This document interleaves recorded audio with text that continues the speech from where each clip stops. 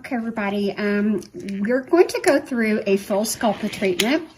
I've already double cleansed her face and I pre-treated her skin with our Dr. Essie goat milk pill.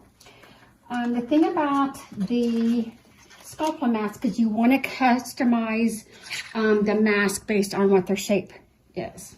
So when you get your kit, you're going to get, depending on which kit you get, but each treatment has a little purple folder, and this has 3 masks in it. So I'm going to show you how I cut it. That makes it easier for me. Of course, you can do it however you want to do it, but I'm just going to show you how I do it. So the first thing I'm going to do is I'm going to cut the neck mask in half. Okay, and what I normally do is I just cut it right where that seam is. Now you're going to see a textured side and a smooth side, and it doesn't really matter which one that you apply on top of the face. When you're cutting it and you're just kind of getting your work area prepped, you want to kind of lay it down in the way that you're going to be doing the treatment. So the next one I'm going to be cutting is the mouth area. And you see that the mouth area already has a little hole for the lips. And then what I do is I take it from one end all the way through, like I'm cutting a line right through the lip area, and cutting it all the way through. That way you're having 2 pieces, one for the bottom lip and one for above the lip. That gets you the opportunity to get really up close around the lip line to kind of give that plumping action. So I'm going to lay this over here. And then this is the mask that I cut the most of. This is the eye area. I kind of call this like the masquerade mask. So it's really important, at least I think it is, to cut a hole directly in the middle of the eyes like I did the lip area. Because if you put it down, and I don't have any product on her, but if you put it down there, it may, on some people's face shape, when you put the mask on, it could actually take their eyebrows off, and we don't want that. People will be very unhappy with us if we pull some hairs out where we're doing this. So again, I'm doing it just through the eye area.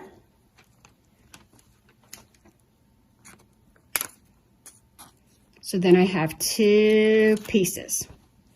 Now I leave the top part that goes over the eyebrows intact.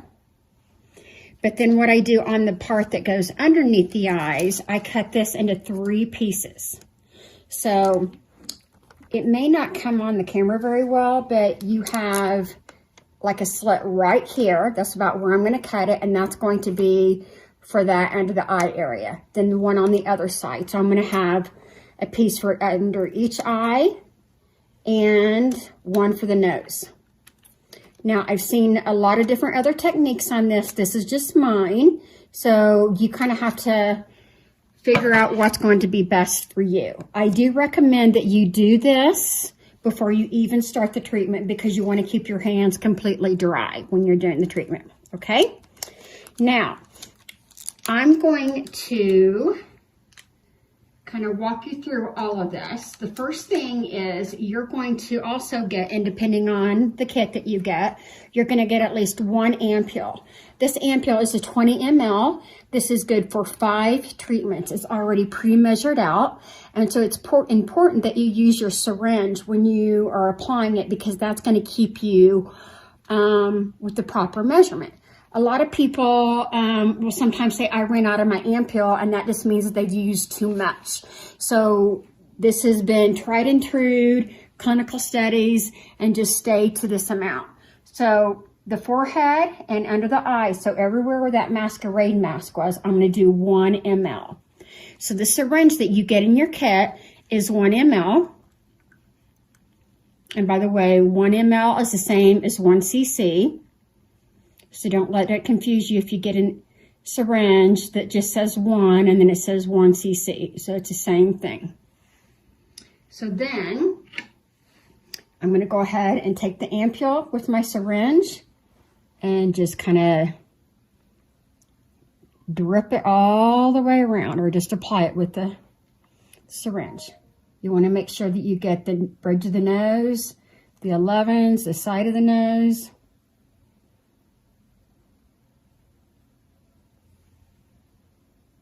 Now, you don't have to be like in the panic mode on working fast, but you do want to work fairly fast. You don't want to waste a bunch of time trying to be perfect on with the drops, because I'm going to show you how you can kind of spread it around. So then I take a flat makeup brush, a brush that I don't really care about, and I'm just going to kind of work it in, brush it in. The reason why I do this is not because it not only helps work the product in a little bit, but you get an even application, and I'm keeping my hands completely dry. As soon as the mask touches the ampule, it starts to disintegrate. And so if you have your hands that are working it in, it is going to be a lot harder to work with, and then you're going to start getting holes in the mask, kind of like Swiss cheese, and we don't want that, because you want to be able to get as good a seal as possible.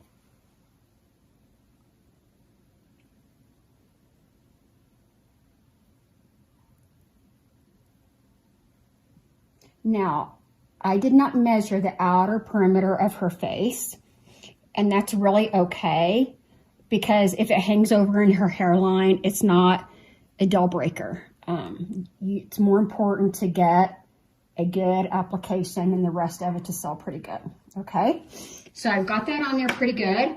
I'm going to take the top part, which is the forehead above the eyebrows, and I'm going to take my stem cell mist, and I'm going to kind of hold it like maybe 4 inches away, and I'm just going to go.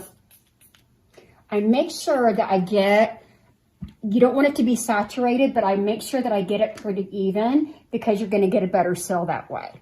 So then what I do, I kind of brace my hands right here in her hairline, go right where the 11s are, over her eyebrows, and I'm pulling it, but I'm not ripping it, if that makes any sense. And I'm just kind of, you want the bubbles to be out as much as possible. Now, another thing I want to show you is this. Well, let me finish the rest of her eye first. If you feel like that there is an area that is not adhering very well, I'm going to show you how you can kind of work on that. So I'm going to get really close to under her eye and line it up with the other mask. It's okay if it overlaps. Is that in your eye, honey? No, it's okay. And then I have the other one here.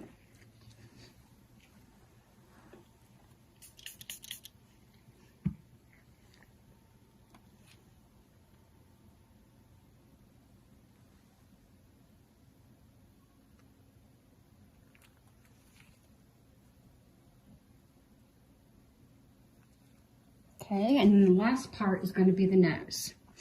So the nose, to me, is the most difficult part, because everybody's nose shape is different. And that's why I kind of leave it in one piece. So when you do the nose, this actually, if you get a good enough seal, this actually kind of helps get the blackheads out of their nose also. Now I could have done a little bit better over on this side, but it's okay. We're going to work with it. If that happens with you, just don't try to pick it up and move it. Just go with it, okay? Now, on some of these areas that it's a little bit, it's not really sticking, I'm just spraying a tiny bit of the mist on my fingertips with my gloves, and I'm just kind of pushing it down. Oh, did I get you in the eye? Or did it scare you?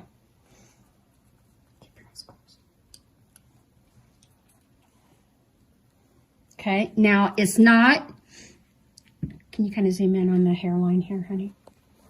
Right here, it's not a big deal because you're still getting the face.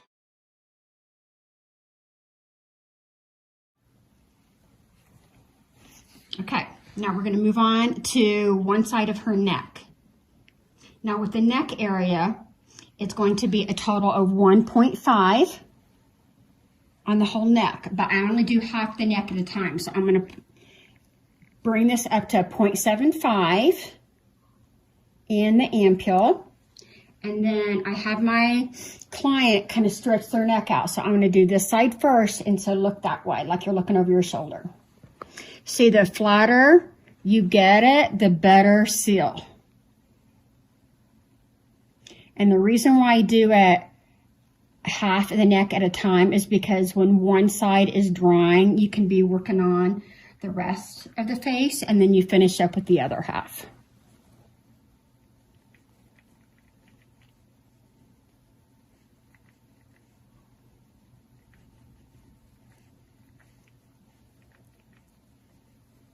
Okay, so I already have my neck mask cut.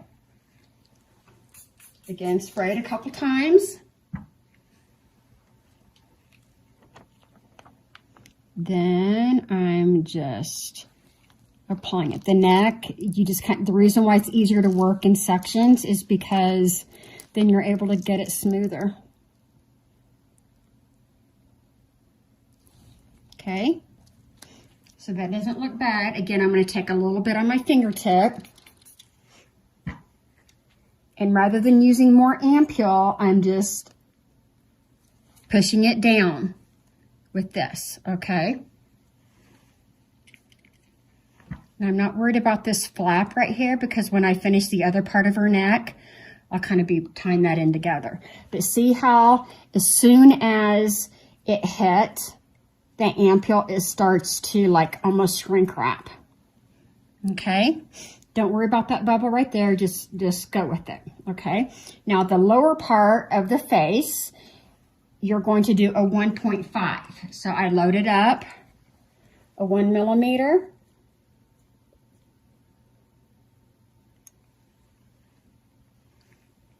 And I do that. So this whole part here is going to be 1.5. So I loaded the first one up. Make sure you get close to the lip, because most everybody wants that little bit of pumping action. Then I'm going to load it up with another. So I'm going to load it up with half of syringe. That's a 0.5.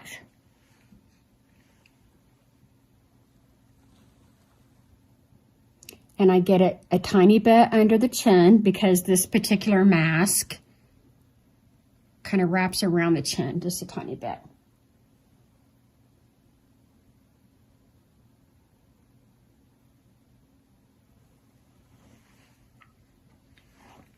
Taking my brush, just going to kind of work it in a little bit. Don't be afraid to bring it out on the perimeter of the face.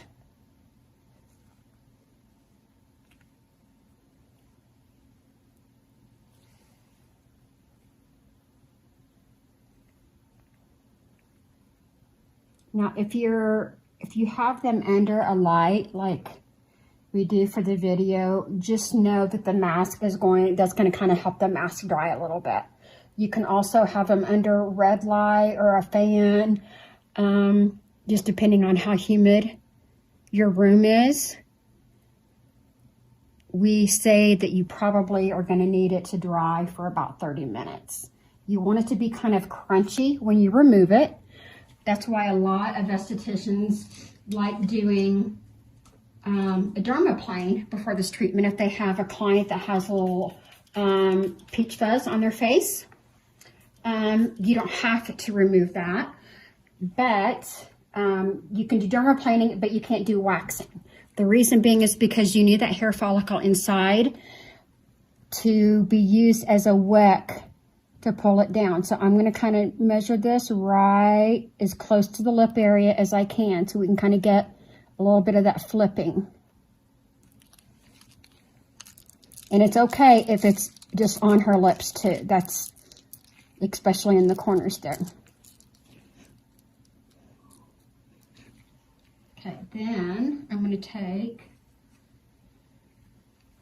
the other part, and that is going to be under the nose and where the other one So it's going to be going right under those two. So you can almost see where the nose part is. And then it's just going to go right there.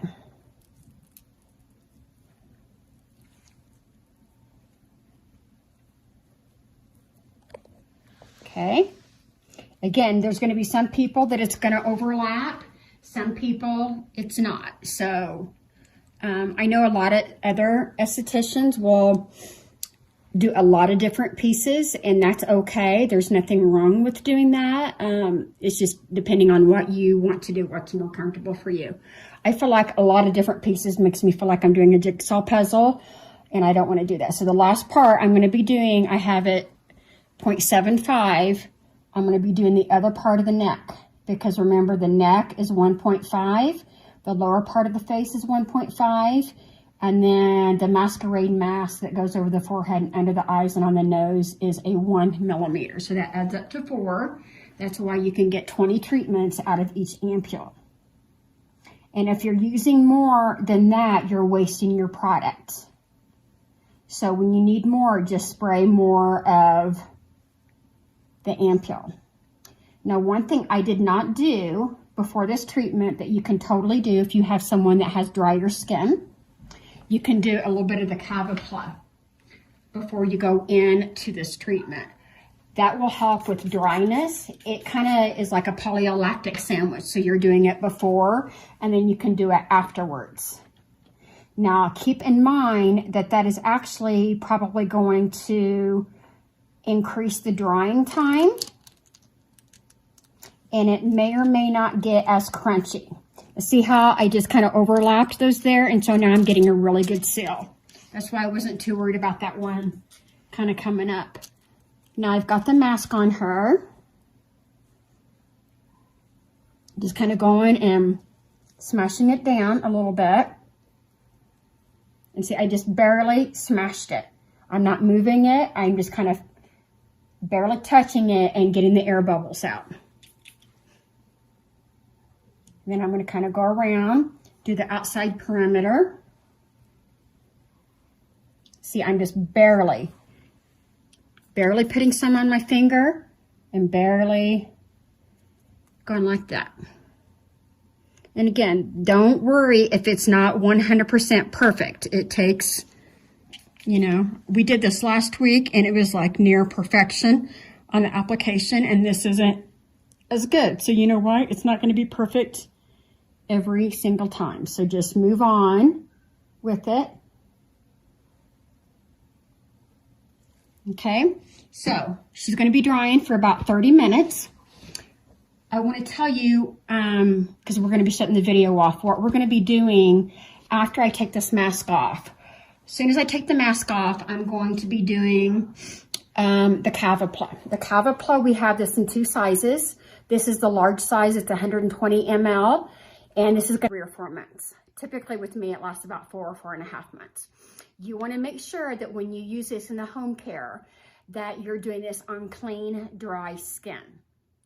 And then if you do any other actives in the skincare regimen, you're going to be doing them after the sculplla and before the promoter cream. But since we're actually doing the treatment today, after she dries and I pull off the mask, then I'm going to be doing 3 or 4 pumps of the sculplla, and it's going to bubble up.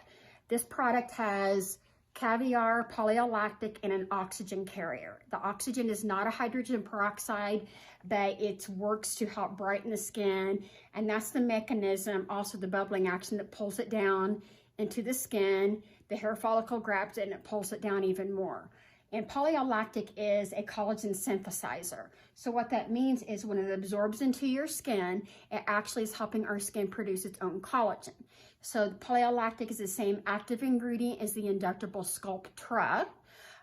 Even if you can find a good deal with Sculptra, it's typically, even on a low end, $800 a vial. They recommend anywhere from 4 to 6 of those Sculptra treatments. Okay, this way we can do the whole neck and the whole face, do the series of 5 for even about the price point of 1 vial, depending on what you want to do. Okay, now The next thing that I'm going to do after I remove the mask and do the sculplla, then the stem cell mist is what I've been using to spray the mask. We only have this in one size. It's 120 ml. This has lotus in it, which is a stem cell, the polylactic, a lot of other amazing ingredients. We call this our Botox in a bottle. So you can actually spray this throughout the day on top of your makeup. You can use this as a toner. It's just wonderful, okay? So this can go on anytime during the treatment, and it can go on anytime during the day in the home care regimen, okay? Then after I've removed the mask, done the sculplla that bubbles up, I've done the stem cell mist, then I'm going to use probably about a pea-size amount of the promoter cell cream. This is the moisturizer. Now, also anything that has repair in it is going to have growth factors in it. So we have a sculplla promoter repair eye cream. We have this, and then our cushion cream is also a sculplla cushion repair cream that also has growth factors in it. And those are fabulous for the skin going in and helping repair. So this is our back bar item. You can actually retail this, and this is going to be 200 ml. This is going to be probably about 9 months worth. This has snail in it. It has 4 different growth factors. It has the polylactic. It has 24 karat gold flecks in it. And it has PGA, which is a plant collagen. Very, very powerhouse ingredients. Now, again, if you're doing this, you always want to make sure that you do this after the sculplla. If you have clients that do like retinol, vitamin C, any other serums, it's going to be after the sculplla and before the promoter, okay? So that's that. We also have this in a 50 ml, and then our sculplla, we also have it in a 30 ml. So if you're not sure whether you're gonna like it, you're thinking about maybe bringing it in for retail products, we do have smaller versions to introduce your clients to. And then we also have a 5 treatment kit that has the trial size of all of these in it as well, with the exception of the mist that's gonna come in the big size, okay? So lastly, I want to kind of talk about the eye cream. This is our newest product of the sculplla line. And first of all, the packaging is wonderful. It comes out of the little massager thing, and I will be finishing the treatment with that.